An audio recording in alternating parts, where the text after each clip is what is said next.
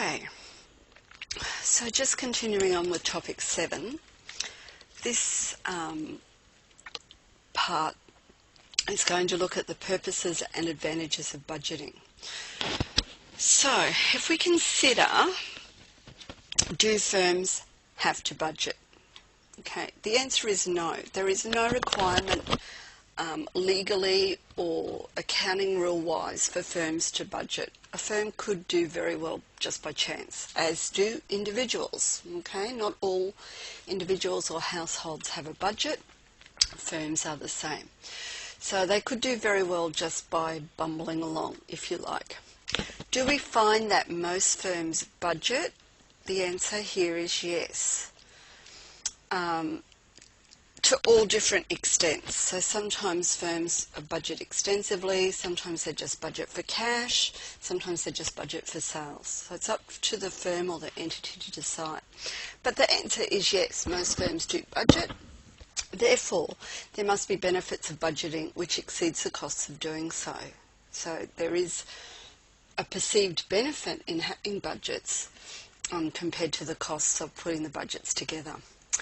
Now, budgets enable organisations to better deal with the uncertainty of the future. So it gives them a plan, if you like, to manage their resources and their cash. Without planning, organisations only react to future events rather than anticipating them. All right, so they can only react to what's happened rather than anticipating maybe a change in the economy of Australia, or downturn or upturn, and taking either advantage of that upturn or reacting to a downturn. So it's a planning function. I've got a little diagram here on the purposes of budget. So at the top, it formalises in writing management's plans in quantitative terms or in numerical terms.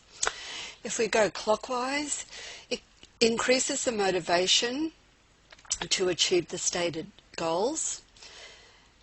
It helps cause managers to think ahead, anticipate results, and to correct poor results by budget analysis, variance analysis, etc.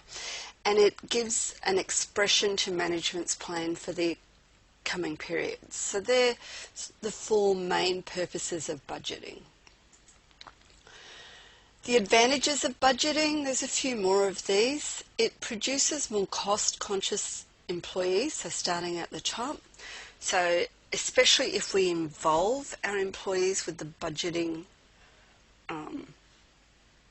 process, they're more conscious of the costs of their department.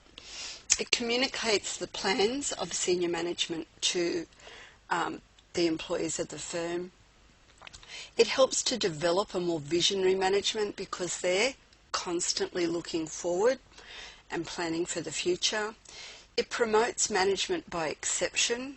Okay, so it means that when we look at the variances in the budget, we can do an exception or a variance report, and then we can manage using that as a tool. It facilitates review and revision of plans. So remember I said budgets should be like a living document. They shouldn't be set in concrete. So they should be able to be revised and reviewed as necessary. And it fosters within the firm a coordination of activities. Okay, so each individual department may have its own budget, but it brings the coordination of the activities of all the different segments of the firms together in order to reach the desired results. Are there any disadvantages? There are good budgets and bad budgets. Okay, so the next topic following this defines the principles of good budgeting. Potential problems exist when these principles are not followed. However, even when these principles are followed, there are potential difficulties, probably because of the behavioural implications of budgeting. Okay, so explaining that further, the behavioural implications of budgeting include problems with participatory budgeting.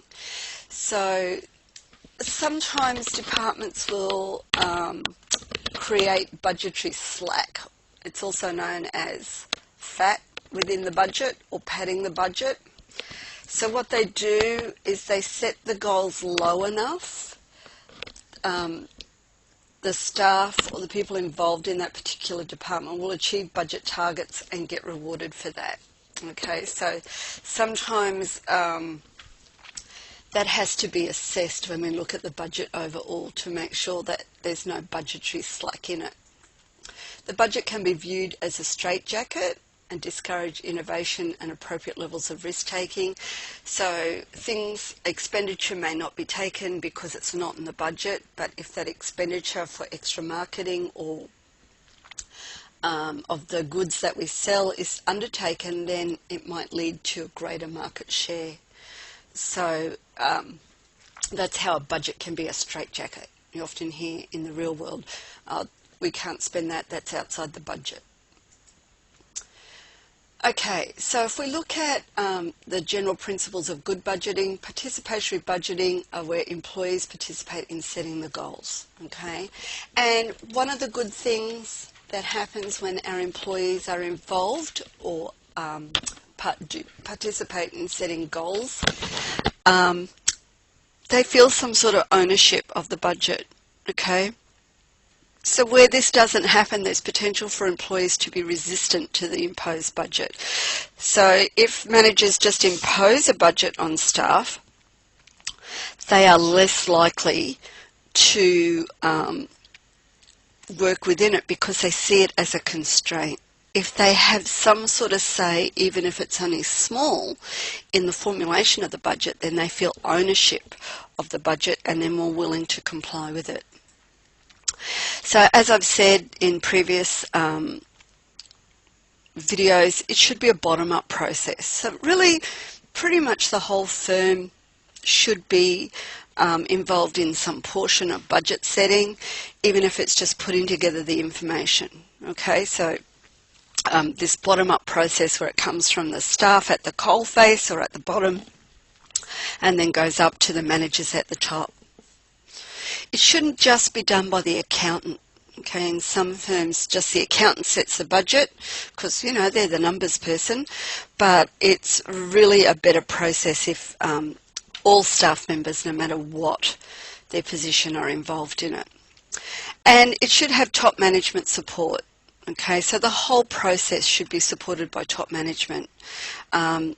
It's not a great thing to go through the bottom-up process and then find that top management or the accountant just totally overrules your input and says, no, you'll do this. So the whole process needs to have top management support. It shouldn't be too tight and not too loose. So I like to say like a good pair of jeans. Okay, it's got to fit and have some constraint, but it can't be so full of slackness that it's too loose and therefore not achievable.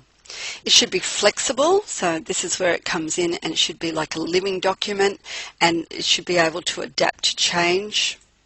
It should promote communication across the firm, so all different people of the or employees of the firm should communicate. There should be open communication about the budget and the expectations of the budget. The process should incorporate feedback and follow-up. So not only the initial setting, there should be information flowing up and information flowing down. So feedback and follow-up from upper management. Okay, so this is a diagram looking at participatory budget system. So, and really I think there should be another layer of employees under the supervisors, but we've got our supervisors who send the information to middle management send the information to top management. So the data flows from the bottom up. Okay, so that is the information or the content information about budgeting. So just to briefly summarise the entire topic, so the whole of topic 7, and don't forget that there is Part 7, which is a full worked example of a schedule for receipts from accounts receivable, a schedule of receipts from accounts receivable and a cash budget. So make sure that you have a look at Part 7 and understand the process.